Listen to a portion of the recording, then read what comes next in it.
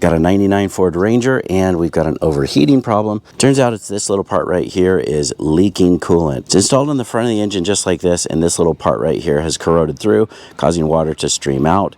So of course we've got to get in there and get this changed out.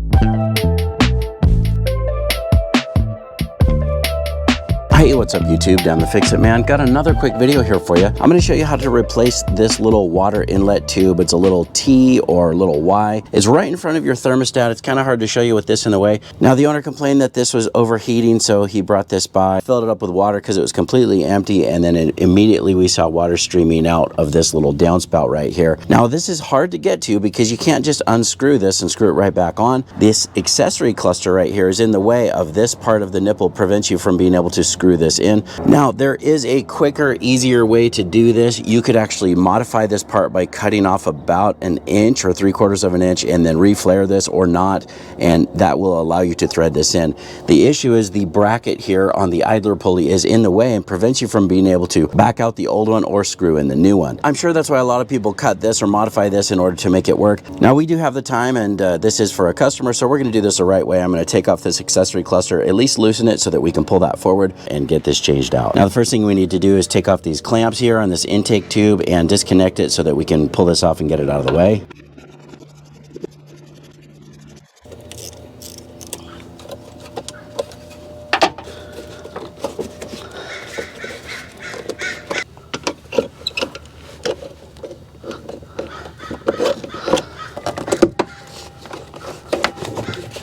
And we just need to pull this electrical connector right here, just press in and slide that off. And then this little hose right here. That's kind of crumbling, but we got it. Now to get to this clamp, I'm just going to pull off this little cover. It's held in place by this one little 8mm bolt. I said one, but there's another one back here. Set this out of the way. And we can take off this clamp here.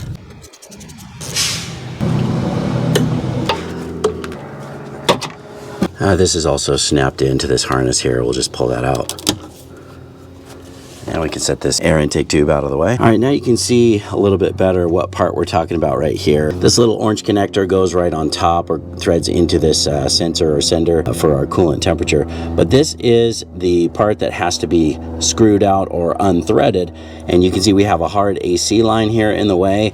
And the bracket here for the idler pulley also is what's preventing us from being able to back it out. Now, and I understand why a lot of people are just loosening this AC line only and able to maybe get this out. But we're going to do this, I guess, maybe the long way. This, of course, will take a little bit more time than cutting that off and threading this in. But this is the way that I prefer to do it. So, all right, now I'm going to take out the fan and the shroud. And before I take this belt off, I'm going to see if I can get this fan to come loose. We need to use a 22mm or 7/8 wrench, or you can just use a large crescent wrench here on the fan itself. And this is reverse thread, so you're going to be loosening it by going this direction. So let me see if I can get set up on that. All right, I'm just going to put a 22mm wrench here right on that fan, and then I'm just going to give it a little tap here with the Tanya Harding and see if that will knock it loose. Not quite. All that did was spin it. Let's give it another try here. All right, what I'm going to try to do is I've got another socket here, a 15mm socket on the tensioner, and I'm going to go the opposite direction to actually make this serpentine belt a little bit tighter while I give this 22mm wrench a little whack. We'll see if we can break it loose.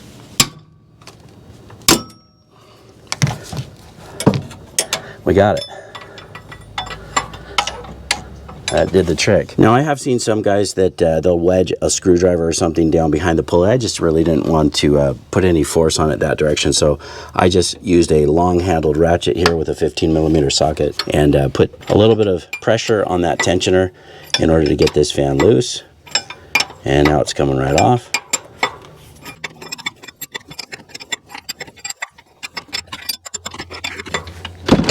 There it is. Now I'm going to loosen these two bolts here that hold the fan shroud in place, and we're going to take out the shroud and the fan together at the same time. That's a 10mm socket.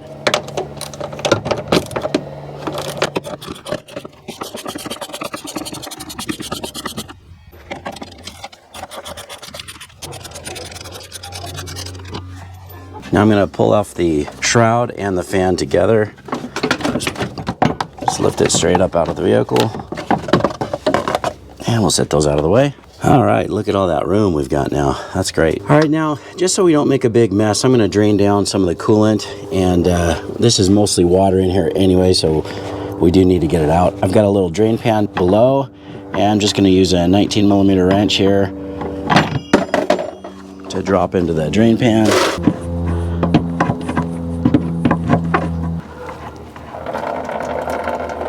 Now, you don't necessarily need to drain the radiator completely, but this is mostly water in here because this was leaking so bad. We filled it up the other day, so we're just going to drain out what's left in here, and then we'll replace that with the proper type of antifreeze or coolant in here once we're done. All right, now we need to take tension off of this serpentine belt so we can take this off. It's pretty neat under the hood. They have a little diagram here even showing you what direction you need to turn that tensioner.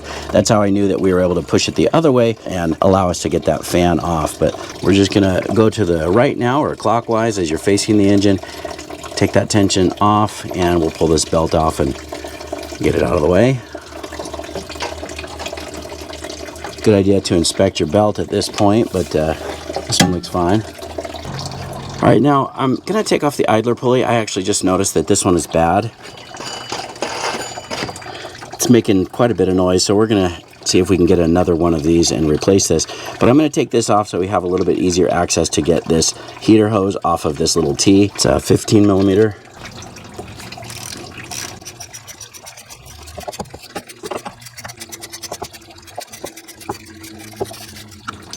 Now we also need to pull off this tensioner because there are a couple bolts that hold this accessory cluster that are blocked. This from the factory will be an 8mm. A lot of the aftermarket ones will have a Torx bolt here instead of this 8mm.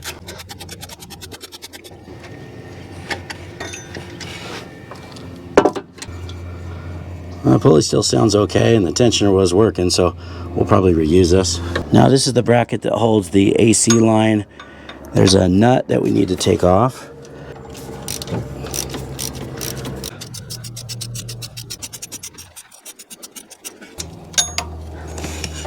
Now that bolt is right underneath here, and now you can see that our line is now disconnected, and that's going to allow us to pull this back in order to get to this one here. All right, I'm filming this with the iPhone. I just want to show you the bolts here. There's one here.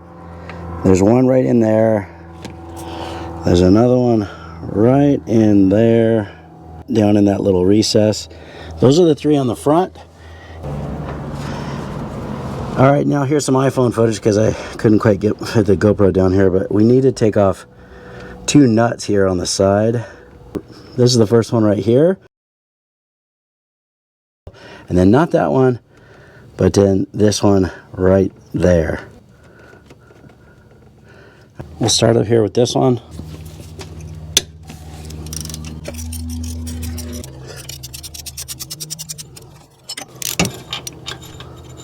All right, there's one. All right, then we'll get this one in here.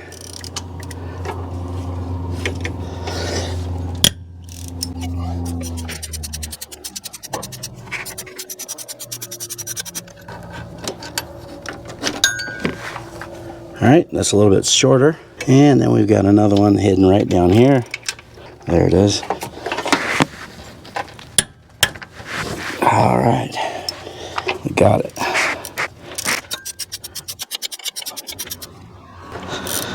This one's really hard to see, so it's just kind of by feel, but it's a 13mm. As long as you get on it, nice and solid, you'll feel it break loose. I'm also using these nut grip sockets, so it actually holds onto the head of the bolt. Kind of makes it easier to pull it out of that little recess. All right, then we got these two nuts down below.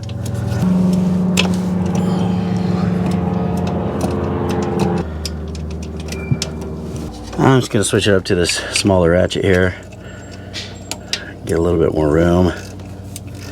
Pretty tight in here, but we're getting it.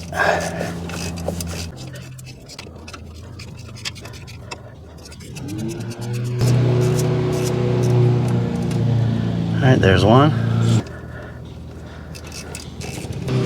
All right, this one is a little bit tighter in here, but Still should be able to get it.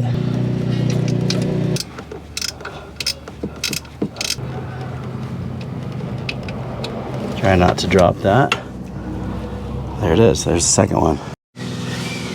All right, so if we got everything loose, this whole thing should move, but we must not have it all.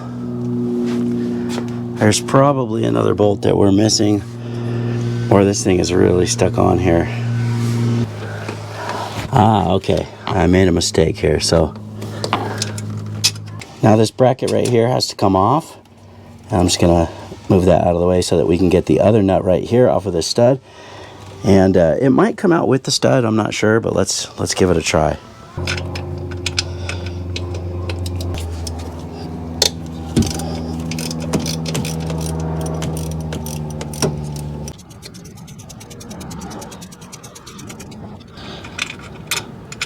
All right, so it is a bolt with a little threaded end for that other nut, for that little hold down bracket, but the bolt does come out.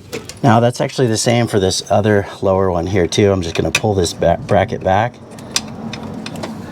Hopefully my hand's not blocking all of this, but if you can see, this little bracket comes off, and then this stud will also come out just like the other one. All right, see if we can get this other one out here as well. This is also a stud down below. There we go. As soon as I got that loose, this whole accessory just kind of started moving forward.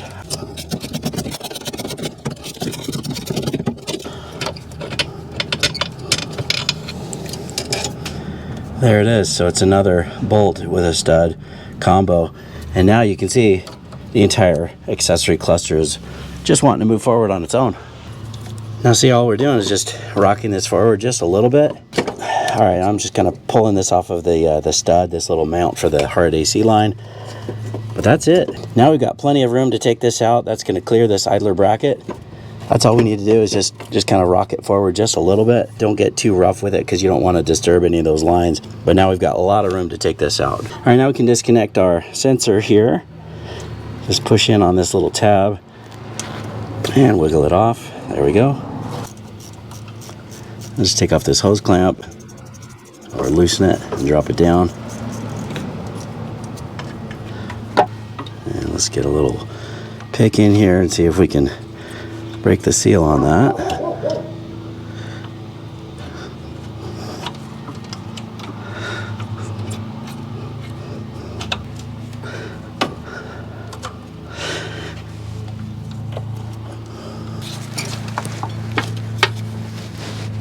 And we'll just pull this hose off.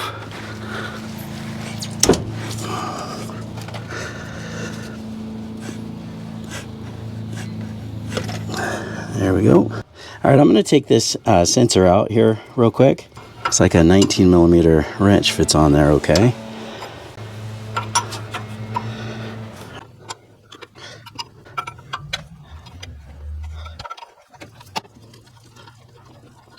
There we go. All right, now we should be able to back this out now that we've got lots of room. Look at that. So much nicer with all this space around. Oh, I'm hitting that hose clamp. Let me move that real quick. Just gonna move this clamp over just a little bit so that we can clear that. And hopefully we don't hit the alternator. We don't. That's good. Alternator is not in the way.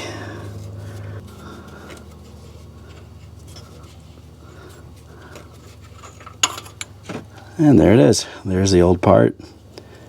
It's all corroded and had a really obvious pinhole right there. That's where the water was streaming out. There's your problem. All right, now we've got the new part here. All we need to do is thread this in. Just put it in, spin it all the way around, and hopefully it ends at the position that we're wanting. Already got that sealant on there, so that will hopefully prevent any leaks. It's getting real snug, so let me give it a little turn with that crescent wrench.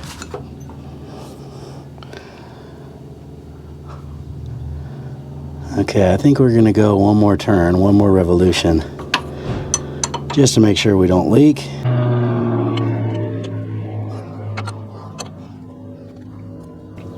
Now this feels pretty snug, but it just felt a little too loose the other way, so we're going for that additional revolution here. Hopefully we don't regret this.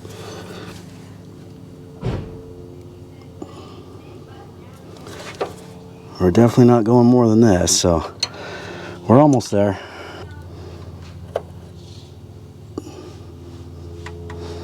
Okay, right about there. That's about the angle that it is. It's not perfectly straight up and down. It's kind of off to the side so that this will miss right here, this hose, when we put the sensor back in. So that looks good to me. And I'm going to use some of this stuff here, this Permatex thread sealant on the sensor here. Just want to make sure that that's not leaking. Stuff works pretty well. Now there's an older version of this part that has the wrong threads. This one looks like it's correct because we're able to thread it in. We're just going to make it nice and snug.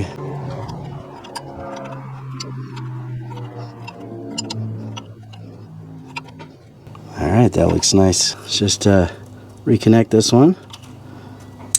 And now we can put the hose on.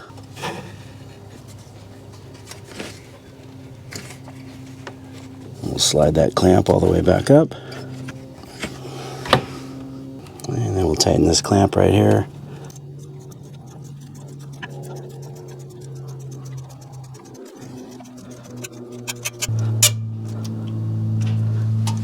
Okay, that looks good. We've got the new part installed. Now we need to put these accessories back up or back in place.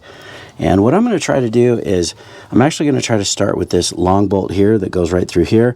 And I think once I get that going, I should be able to get everything else in place, or at least somewhat lined up. So I'm just going to kind of pick this up, make sure our line hooks back on over here, and then let's just try to get this one started. This one, luckily, you can kind of see the hole over here, so it makes it a little bit easier.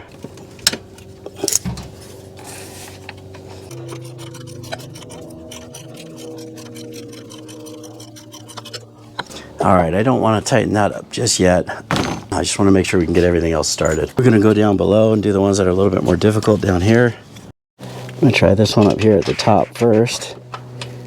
Kind of have a feeling if I can get that started, it'll make the other one easier. Yeah, we got it. Perfect. Okay, now the one way down here. A little bit more of a reach.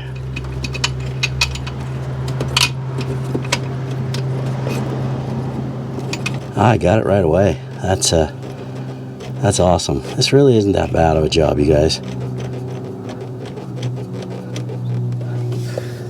You can see there's that one started and the other one down below. Now we can do these ones here in the front. Hidden bolts here in the front.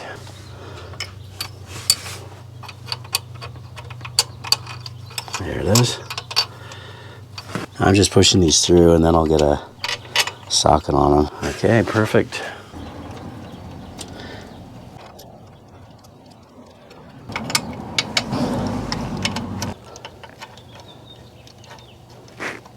All right, we can just go through and tighten all of these. Just gonna make them nice and snug, but I don't actually know what the torque spec is on this. If you do, please feel free to add that to the comments. But we're just gonna make sure that this is nice and snug. There's one, two,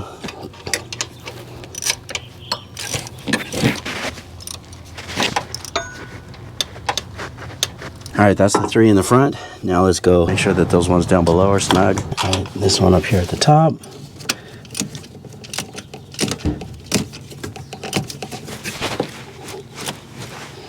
Okay, that looks good. And now this one down at the bottom. And we need the extension for that one. It's a little tricky to get on there, but we got it.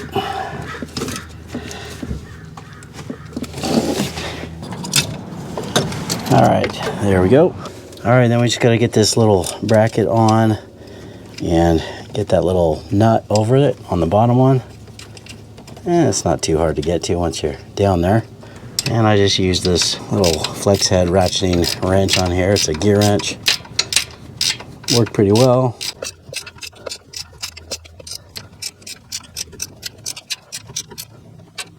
Okay, now same with this one here. Just got to line up that little hole in this little bracket, and we'll thread this nut back on.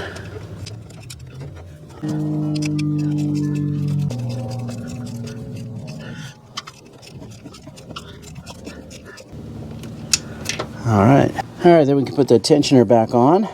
See this little dowel right here, just have to line that up.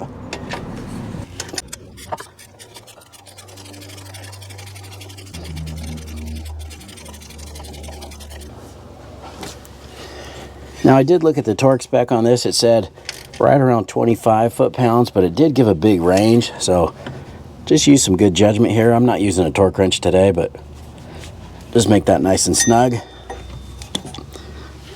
That looks good. Now on the idler pulley, actually making quite a bit of noise, so I picked up another one, and we're just going to use this replacement right here. Just picked this up from our local O'Reilly, and this looks like it's going to work. Just have to take note to this little washer. It has these little prongs here that go in the threads. Just make sure we put this on the same way. Same thing, we've got a washer here. Transfer that all over to our new pulley. And thread this washer on. And that sounds a lot better. Really smooth. Can put the idler pulley in. A new idler pulley.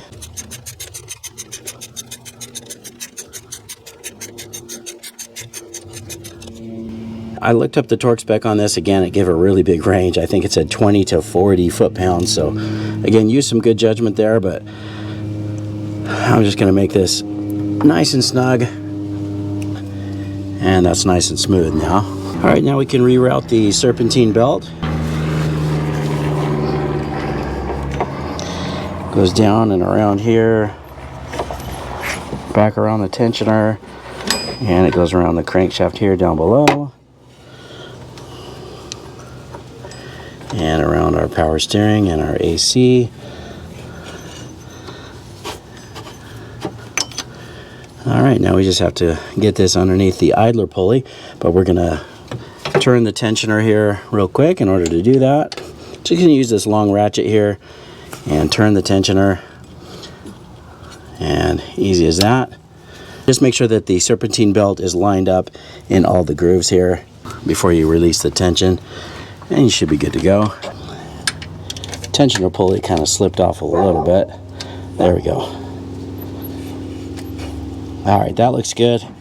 Everything is nicely lined up. I think we're good to put our fan and shroud back in now. All right, now we can put the shroud and the fan back in. These two little tabs just go into the slots on either side. So just pick up the fan with the shroud and drop it down. It's not too hard. I'm just gonna try to thread the fan on, maybe a couple threads, and then we can just spin it on. There, I think we got it started. Again, this is a left-handed or reverse thread.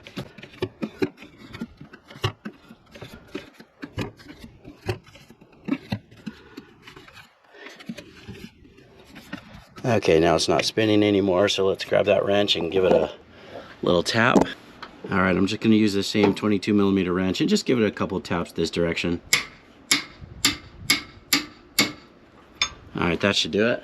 All right, now I kind of did one thing out of order. I think I should have waited on the shroud and the fan until I got this little nut on the AC line, or this AC bracket. So I probably should have done this before putting that shroud back in, but I already put it in. So let's just reach down there and fish this on real quick.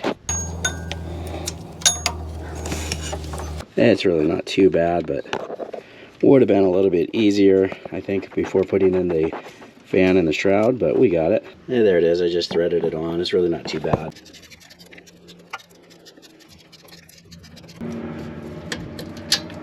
All right. Okay, we got that one secured. Now you can put these bolts that hold the shroud in place.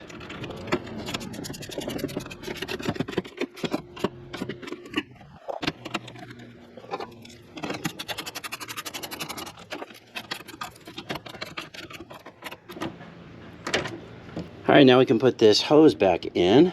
Carefully line that up and press it on.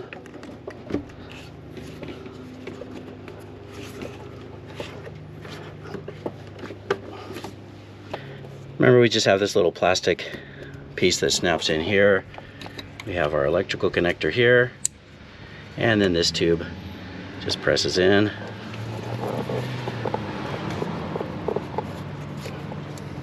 Just like that. All right, then we just need to tighten the clamps.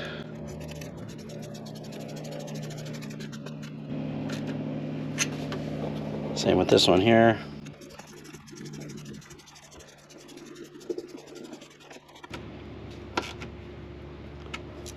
All right, now we need to fill it with coolant. We're gonna use this stuff here, just a universal premix.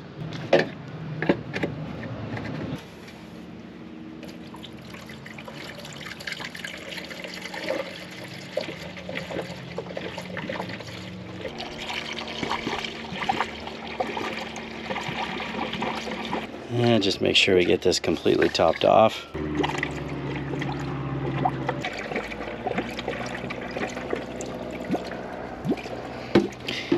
Now, I didn't mention it, but you do need to make sure that you tighten that the drain down below, which I already did that. It's 19 millimeters, so just make sure you do that before you fill this. Now, remember, we still need to put this little plastic cover over the throttle cable, so let's do that now.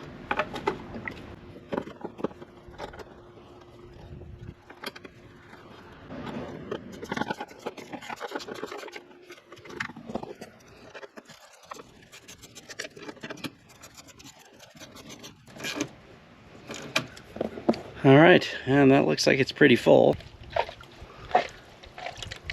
That method seems to work pretty well. Just kind of squeeze on one of these hoses, and that usually will burp out any of the air bubbles that are left in there.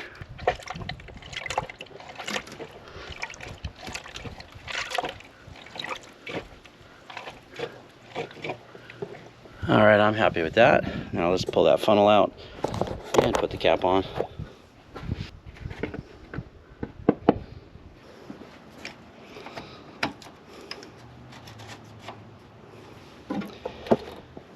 All right, well, that looks good. Let's go start it up, get it warmed up, and then we'll check for leaks. Got one of the manual versions here with the third pedal, so pretty cool.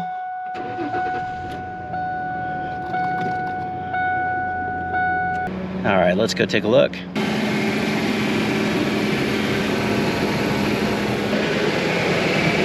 All right, well, I don't see any leaks.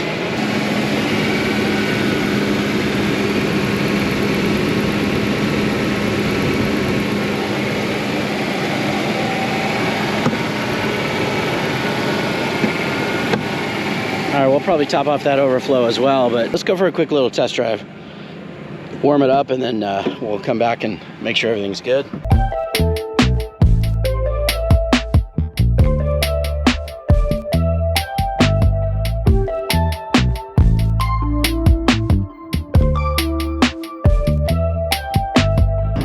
Well, it's warmed up. We're about halfway between the cold and hot on our temperature gauge here. Definitely not running hot like they were. Well, probably because we got coolant in it now.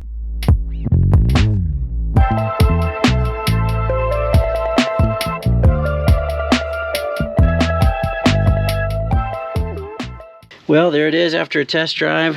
Everything looks good. The coolant temperature stayed down, and no leaks or anything like that. So I'd say we are good to go. This is good to get back to the owner. Now, if I were to do this job over, would I do the exact same method of taking off this accessory cluster, or would I cut that nipple off of the new T?